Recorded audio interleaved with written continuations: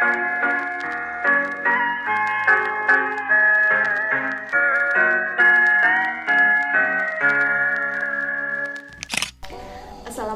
warahmatullahi wabarakatuh. Teman-teman mahasiswa, perkenalkan nama saya Nurul Fikri. Saya sebagai pemateri pertama. Di sini kami akan mempresentasikan tentang visi, misi, dan tujuan lembaga pendidikan. Baiklah, sebelum lanjut menjelaskan apa itu visi lembaga pendidikan, terlebih dahulu saya akan menjelaskan apa itu lembaga pendidikan. Secara ilmiah, lembaga pendidikan selalu dihadapkan dengan yang namanya seleksi dan kompetisi, di mana mereka yang memiliki kesiapan dan kemampuan akan jauh lebih lama bertahan atau survive dan berkembang lebih maju dibandingkan mereka yang tidak memiliki kesiapan apapun. Mereka yang lemah akan semakin tertinggal mundur dan akhirnya mati. Baiklah, di sini dikutip dari Quigley, maaf jika pronunciation-nya salah, di tahun 1993 dikatakan bahwa life is process of competition and selection. Nah, di sini hadirlah visi sebagai penentu atau menjadi tujuan dari suatu kehidupan tersebut. Nah, visi itu menggambarkan apa aja sih gitu. Nah, dari suatu lembaga pendidikan timbullah 3 pertanyaan yang sangat pokok dan akan menjadi landasan bagi suatu lembaga pendidikan tersebut untuk selalu berjalan dan bertahan. Yang pertama, apa keyakinan yang menjadi ciri dasar dari lembaga tersebut? Kemudian yang kedua, apa yang ingin diwujudkan ke depannya oleh lembaga pendidikan tersebut? Kemudian kemana arah tujuan yang ingin dicapai suatu lembaga pendidikan? Nah, dengan adanya visi menjadikan suatu lembaga tersebut lebih terarah untuk perjalanan mereka ke depannya. Perjalanan visi adalah perjalanan yang start with ending, dimulai dengan melihat ujung dari hasil perjalanan tersebut. Nah, dikutip dari Pusat Pengembangan Tenaga Pendidikan tahun 2012, visi adalah gambaran masa depan yang diinginkan oleh sekolah agar yang bersangkutan dapat menjamin keberlangsungan hidup dan pengembangannya. Nah, dengan adanya visi, membuat siswa yang berada di suatu lembaga pendidikan tersebut sudah ditentukan ke depannya mereka akan mendapatkan kemampuan A, B, dan C dari yang ditawarkan oleh lembaga pendidikan. Selanjutnya, saya akan memberikan suatu ilustrasi di mana seharusnya visi itu digenggam dan dipertahankan. Nah, di sini saya akan mengutip dari Sun Tzu, seorang ahli strategi perang, dituliskan dalam bukunya The Art of War. Jika dalam peperangan itu kita memiliki 3 hal yang tersisa dan kita harus menyerahkan salah satunya, 3 hal tersebut adalah senjata, makanan, dan harapan. Apa yang harus kita serahkan terlebih dahulu? Dikatakan olehnya bahwa yang harus kita serahkan terlebih dahulu yaitu senjata. Nah, ketika senjata kita serahkan, kita masih memiliki makanan dan harapan. Dengan makanan, kita akan menghasilkan tenaga dan membuat senjata dari peralatan yang ada. Nah, bahkan di dalam sejarah Indonesia memenangkan peperangan bukan dengan senjata yang canggih atau dengan apa, tapi Indonesia memenangkan peperangan dengan bambu runcing, di mana bambu runcing itu terbuat dari alat seadanya yang dibuat dengan makanan yang dihasilkan dari dibuat dengan sisa tenaga dan harapan yang masih ada. Kemudian jika tersisa makanan dan harapan, apa yang harus diserahkan? Maka dikatakan oleh Sun Tzu adalah makanan. Kenapa makanan? Ketika makanan sudah diserahkan, kita masih bisa bertahan hidup atau survive dengan hal apapun yang bahkan terkadang di hutan itu tidak dinamakan dengan makanan, tapi masih bisa menopang atau memberikan asupan untuk kita bertahan. Nah, tapi ketika yang kita serahkan adalah harapan, maka selesailah semua. Walaupun kita masih memiliki senjata, masih memiliki makanan, tapi jika kita sudah tidak memiliki harapan atau kehilangan hope gitu atau harapan itu, maka selesailah dari tujuan-tujuan yang hendak dicapai. Sekuat itulah seharusnya visi digenggam baik oleh individu ataupun lembaga pendidikan. Selanjutnya adalah kerangka konseptual. Kerangka konseptual memiliki kelayakan arah masa depan yang jelas, dipahami, dijabarkan secara logis, mengikuti alur pikir, logika, kinerja yang sistematis, saling berkontribusi, dan sinambung. Nah, kerangka konseptual ini ibaratkan sketsa dari visi tersebut yang dimana keberhasilannya adalah terwujudnya misi yang akan dijalankan nantinya. Baiklah, selanjutnya saya akan menjelaskan tentang penyusunan dan kriteria visi. Yang pertama, penyusunan visi. Nah, penyusunan visi ini ada beberapa aspek syarat-syarat untuk menyusun suatu visi ini.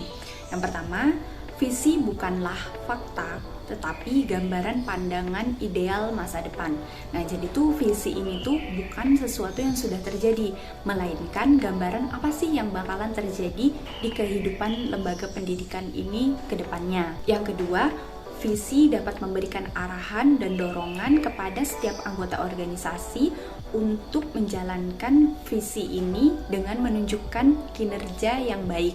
Nah, yang ketiga, menjembatani masa kini dan masa yang akan datang. Nah, jadi itu dengan adanya visi, kita akan mengetahui apa saja sih jalan atau jembatan yang akan kita lalui untuk mencapai masa depannya nanti. Kemudian, gambaran yang realistik dan kredibel dengan masa depan.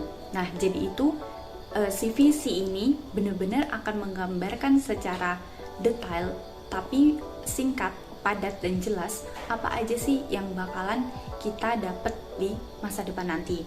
Nah, sifatnya itu si visi ini bersifat tidak statis. Nah, kemudian selanjutnya kriteria visi ya.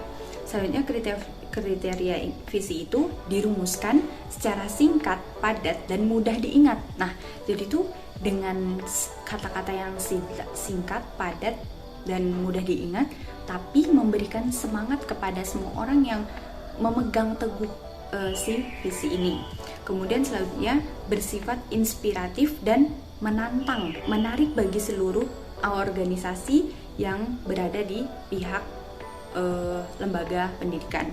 Kemudian memberikan arahan dan strategi fokus yang jelas.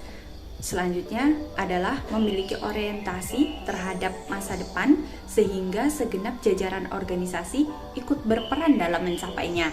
Kemudian mampu menumbuhkan komitmen setiap anggota dari lembaga pendidikan, menjamin berkesinambungan kepemimpinan dan kebijakan. Nah, jadi itu dengan adanya visi, para atasan ataupun para bawahan tidak bisa semena-mena ataupun menyelewengkan jabatannya. Selanjutnya ada elemen penilaian. Nah, visi dikembangkan berdasarkan kaidah-kaidah ilmiah. Jadi tadi ya, visi itu tidak bersifat statis, tapi dia bisa dikembangkan dengan kaidah-kaidah ilmiah. Kemudian selanjutnya pengembangan visi melalui mekanisme yang akuntabel. Selanjutnya menetapkan tonggak tercapainya rencana strategis. Nah, si visi ini pastinya sudah menetapkan dengan adanya visi tersebut, oh ini nih tonggak yang harus kita lalui untuk mencapai rencana yang strategis. Kemudian sosialisasi dilaksanakan secara berkala.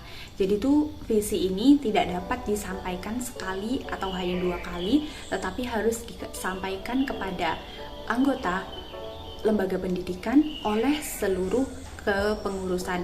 Nah, sehingga visi ini dapat menjadi giroh atau semangat bagi seluruh anggota.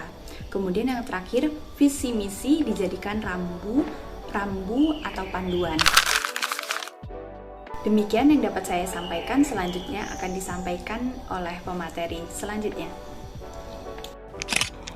Baiklah, bismillahirrahmanirrahim. Di sini saya sebagai pemateri kedua akan menyampaikan materi yang sudah disampaikan sebelumnya mengenai visi. Di sini saya akan menyampaikan tentang misi. Apa itu misi? Misi adalah sesuatu yang harus dilakukan oleh suatu organisasi agar tujuan organisasi tersebut dapat terlaksana dengan baik. Misi juga merupakan suatu penyempurna untuk menyempurnakan dalam bentuk tugas, komitmen, dan rencana aksi yang akan dijadikan sebagai arah untuk terwujudnya sebuah visi. Dalam arti lain, misi sebuah penyataan tentang apa yang harus dilakukan lembaga untuk mewujudkan visinya. Singkatnya, misi adalah kegiatan yang berisi instruksi atau langkah-langkah yang perlu dilakukan untuk mencapai visi. Jika dikaitkan dengan kewajiban suatu lembaga, dapat dipahami sebagai penyataan, yaitu untuk membuat kegiatan atau langkah-langkah yang harus dilakukan untuk mencapai visi lembaga tersebut. Berikutnya yaitu sebuah misi setidaknya harus mampu menjawab 3 pertanyaan yang ada. Yang pertama, apa yang akan kita lakukan? Yang kedua, untuk siapa kita melakukannya? Dan yang ketiga, bagaimana kita melaksanakannya? Seperti itu. Baiklah, selanjutnya yaitu tujuan rumusan misi. Misi dari organisasi merupakan pangkal dari perencanaan strategi suatu organisasi. Rumusan misi dalam sebuah organisasi merupakan hal yang mendasar, meskipun sulit, tetapi tetap harus dilakukan. Rumusan dan penetapan misi sebuah organisasi harus dilakukan secara eksplisit, yaitu menyatakan apa yang akan dicapai atau fungsi apa yang akan dilaksanakan oleh suatu organisasi untuk mencapai tujuan organisasi. Penetapan suatu misi sebagai penyataan cita-cita organisasi dan seluruh komponen yang terkait akan menjadi landasan kerja yang harus diikuti oleh seluruh komponen dalam organisasi guna mewujudkan suatu tujuan dalam organisasi tersebut. Yang selanjutnya yaitu indikator pembuatan misi. Terdapat hal-hal yang perlu diperhatikan dalam perumusan misi. Itu ada 5. Yang pertama yaitu pernyataan misi harus menunjukkan secara jelas mengenai apa yang hendak dicapai oleh sekolah atau lembaga tersebut. Yang kedua, misi selalu dalam bentuk kalimat yang menunjukkan tindakan, bukan kalimat yang menunjukkan keadaan sebagaimana dalam perumusan visi. Yang ketiga, satu indikator visi dapat dirumuskan lebih dari satu rumusan misi. Antara indikator misi dan rumusan misi itu harus ada keterkaitan atau terdapat benang merahnya secara jelas. Yang keempat, itu ada misi menggambarkan tentang produk atau pelayanan apa yang akan diberikan kepada masyarakat atau siswa. Yang kelima, kualitas produk atau layanan yang ditawarkan harus memiliki daya saing yang tinggi, namun disesuaikan dengan kondisi keadaan organisasi tersebut. Jika tadi kita sudah membahas indikator pembuatan misi, maka selanjutnya adalah kriteria pembuatan misi. Dalam merumuskan misi yang baik, itu memiliki kriteria atau ciri-ciri sebagai berikut. Ada 5. Yang pertama, rumusannya sejalan dengan misi satuan organisasi atau satuan kerja. Yang kedua, rumusannya jelas dengan bahasa yang lugas. Yang ketiga, rumusannya menggambarkan pekerjaan atau fungsi yang harus dilaksanakan. Yang keempat, dapat dilaksanakan dalam jangka waktu tertentu. Yang terakhir yaitu memungkinkan suatu perubahan untuk menyesuaikan dengan perubahan misi yang ada. Baiklah, selanjutnya bisa kita lihat contoh pembuatan misi. Bila sebelumnya visi itu berbunyi menghasilkan lulusan yang beriman dan takwa, berprestasi dan berbudaya, maka satu indikator visi itu bisa dirumuskan menjadi beberapa misi, yaitu seperti contoh ini. Ada 6. Yang pertama itu menanamkan keimanan dan ketakwaan melalui pengalaman ajaran agama. Selanjutnya, pelaksanaan pembelajaran aktif, kreatif, efektif yang menyenangkan untuk mengembangkan potensi keilmuan peserta didik. Selanjutnya, membimbing dan mengembangkan bakat minat peserta didik. Selanjutnya, menumbuhkan semangat berprestasi kepada seluruh warga sekolah. Selanjutnya, menanamkan rasa cinta terhadap budaya, bangsa, dan lingkungan, serta melaksanakan daya dalam kehidupan sehari-hari. Yang selanjutnya, itu menerapkan manajemen berbasis sekolah yang partisipatif dan akuntabel.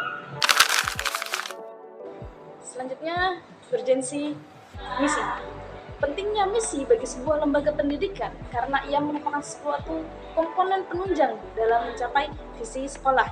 Misi merupakan suatu strategi, langkah, atau tahapan untuk merealisasikan visi sekolah. Dengan demikian, seluruh warga sekolah dapat bersatu menyatukan kekuatan dan mencegah segala ancaman yang menghambat aktivitas dalam sekolah.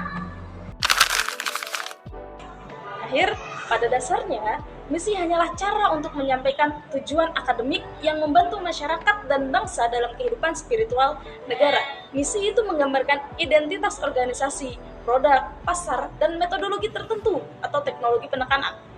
Pernyataan misi itu menggabungkan spesifik tentang organisasi yang membuatnya unik dan menggambarkan harapan pencapaian organisasi, seperti ukuran organisasi, ruang lingkup usaha, dan jumlah serta keragaman bisnis organisasi pasar dan pelanggan.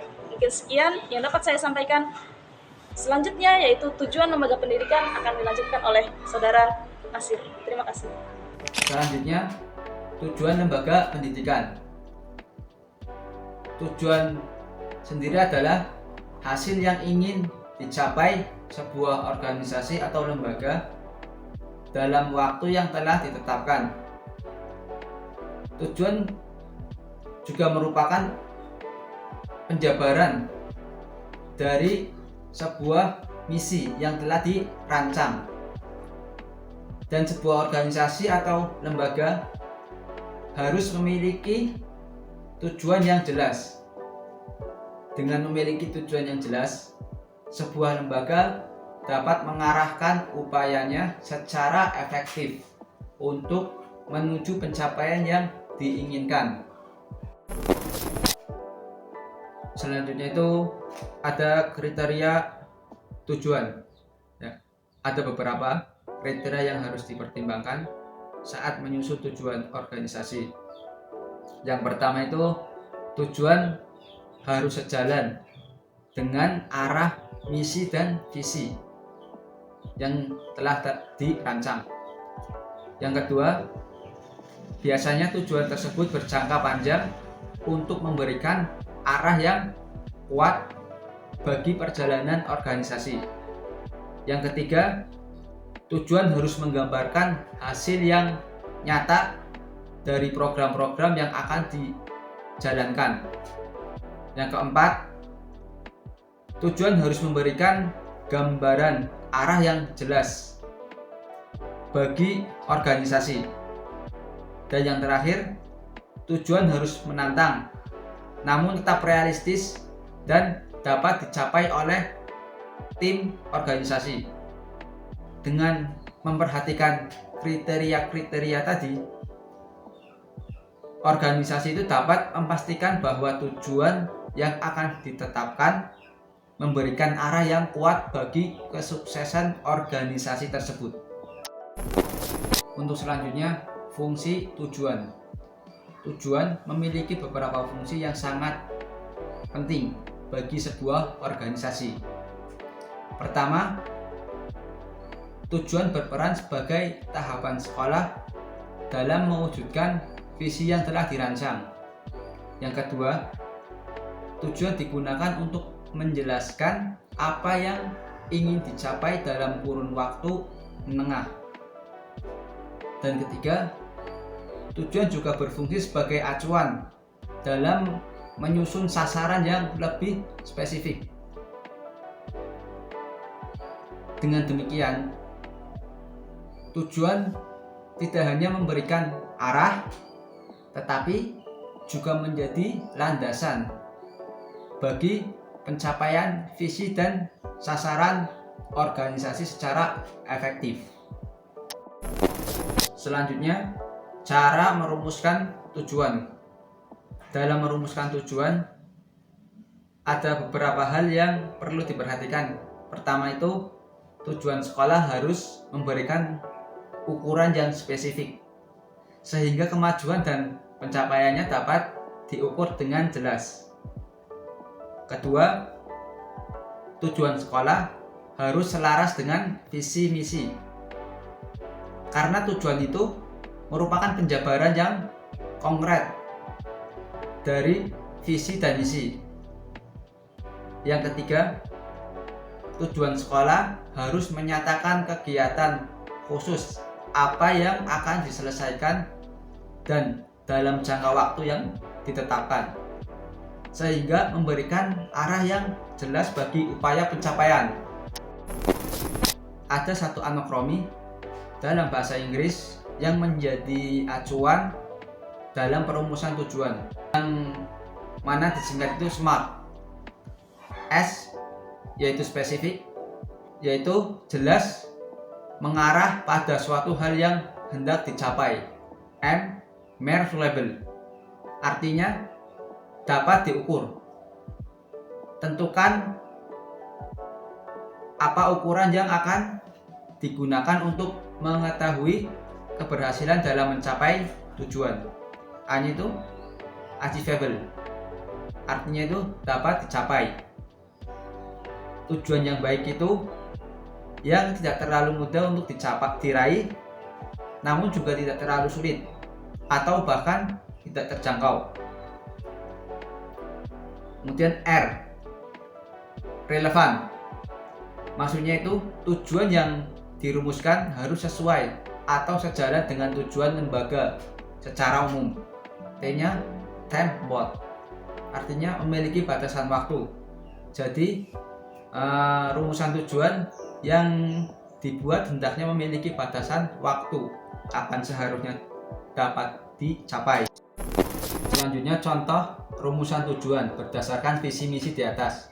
Yang pertama, mewujudkan lingkungan sekolah yang religius, nyaman, dan memenuhi standar sehingga kondusif untuk pembelajaran. Yang kedua, menghasilkan lulusan yang memiliki keimanan yang kuat dan ketakwaan yang tinggi dalam menjalankan agamanya. Yang ketiga, menghasilkan lulusan yang mampu bersaing di tingkat nasional dalam memasuki pendidikan tinggi yang berkualitas. Yang keempat, menghasilkan prestasi akademik dan non-akademik di tingkat regional dan nasional. Yang kelima, mewujudkan nilai luhur budaya lokal dan nasional di lingkungan sekolah. Yang keenam, menghasilkan lulusan yang menghargai budaya lokal dan nasional. Intinya, tujuan itu tahapan atau langkah untuk mewujudkan visi sekolah yang telah dirancang. Juga tujuan itu mengarahkan perumusan sasaran, kebijaksanaan, program dalam rangka merealisasikan misi.